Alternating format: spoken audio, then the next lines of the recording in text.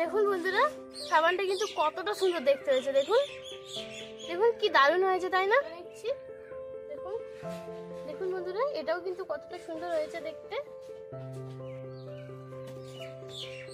বন্ধুরা, সব সাবানগুলো কিন্তু আমি একটা এরকম প্লেটের মধ্যে তুলে নিয়েছি। আশা করি আপনারা দেখেই বুঝতে পারছেন। নমস্কার বন্ধুরা, কেমন আছেন সবাই? আশা করছি সকলেই ভালো আছেন।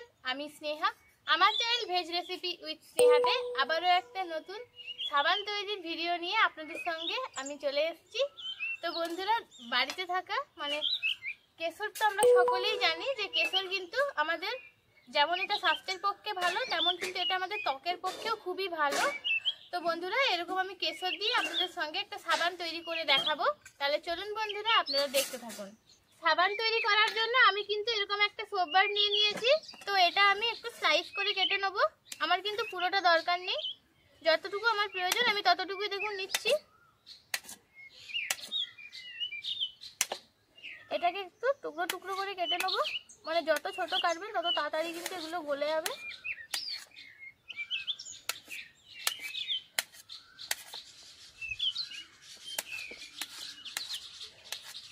আর অল্প নিতে হবে। এরপর বাকি এতটা আমি কিন্তু রেখে দেবো।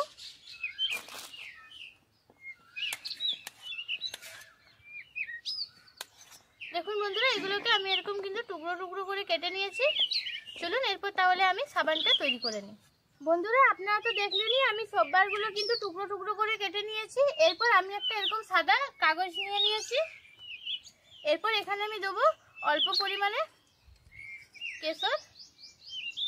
দেখুন এই এতগুলো পরিমাণে দিচ্ছি, এর থেকে বেশি না দিলে এর থেকে বেশি দিতে হবে না। এরপর এইগুলোকে জাস্ট একটু এরকম ভাবে চাপা দিয়ে একটু জাস্ট গরম করে নেব।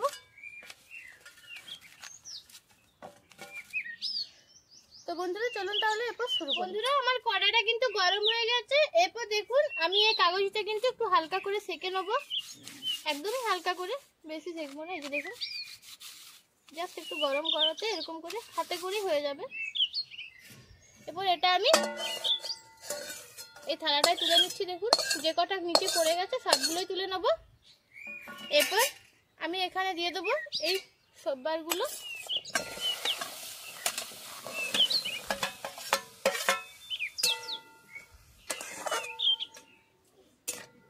দেখুন বন্ধুরা, এগুলো কিন্তু খুব সহজেই গলে যাবে।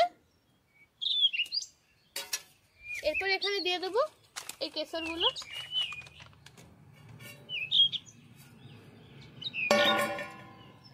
এরপর এগুলো কিন্তু গলে নেবো, একটু গলিয়ে নেবো।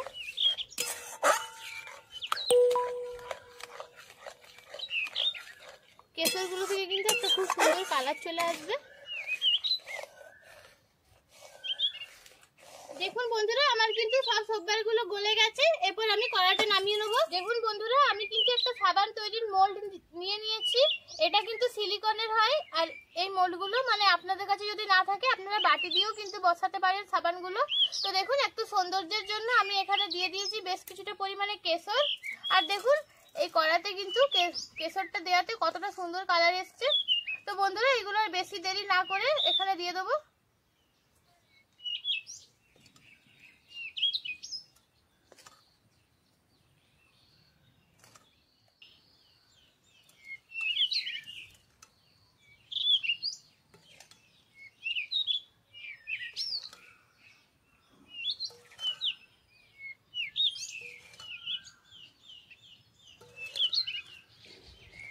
দেখুন বন্ধুরা, আমি সবগুলোতে কিন্তু একদম সমান ভাগে ভাগ করে দিয়েছি। দেখুন সবগুলোতে কিন্তু আমি পুরো সমান ভাগে ভাগ করে দিয়েছি। এরপর এইগুলো কিন্তু একটা কোনো ফ্রিজে কোথাও রাখতে হবে না, একদম নর্মাল জায়গাতে এটা আমি রেখে দেবো 3 থেকে 4 ঘন্টা। তাহলে বন্ধুরা ফিরে আসছি 3 থেকে 4 ঘন্টা পরে। দেখুন বন্ধুরা, ফিরে এলাম 3 ঘন্টা পরে। এরপর আমি এটা দেখে নেবো কেমন হয়েছে। তো বন্ধুরা দেখুন, অটোমেটিক কিন্তু সাইড থেকে একটু একটু বেরিয়ে এসছে। দেখুন আপনারা দেখেই বুঝতে পারছেন। তো আমি এবারে একটা করে তুলে নেবো। যেহেতু এটা সিলিকনে, এটা কিন্তু খুব সহজেই বেরিয়ে আসবে। দেখুন বন্ধুরা, সাবানটা কিন্তু কতটা সুন্দর দেখতে হয়েছে। দেখুন দেখুন কি দারুণ হয়েছে, তাই না? তো দেখুন বন্ধুরা, আমি সব সাবানগুলোই তুলে নিচ্ছি। দেখুন দেখুন বন্ধুরা, এটাও কিন্তু কতটা সুন্দর হয়েছে দেখতে।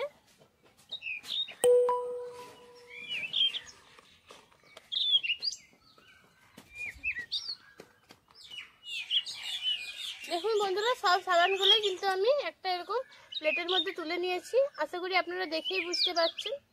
তো এরপর এই সাবানগুলো ইউজ করে আপনাদেরকে দেখাচ্ছি কিরকম হয়। দেখুন বন্ধুরা, আমি এরকম একটা বাটি নিয়েছি। দেখুন, আমি একটু সাবানের মধ্যে জল নিয়ে নিচ্ছি। দেখুন দেখুন বন্ধুরা, কত সুন্দর কিন্তু ফেনা হয়ে গেল। দেখুন, অনায়াসে কিন্তু আপনারা এই সাবানটা দিয়ে হাতে সমস্ত ময়লা বা এটা দিয়ে কিন্তু স্নানও করতে পারেন। তো দেখুন বন্ধুরা, হাতগুলো।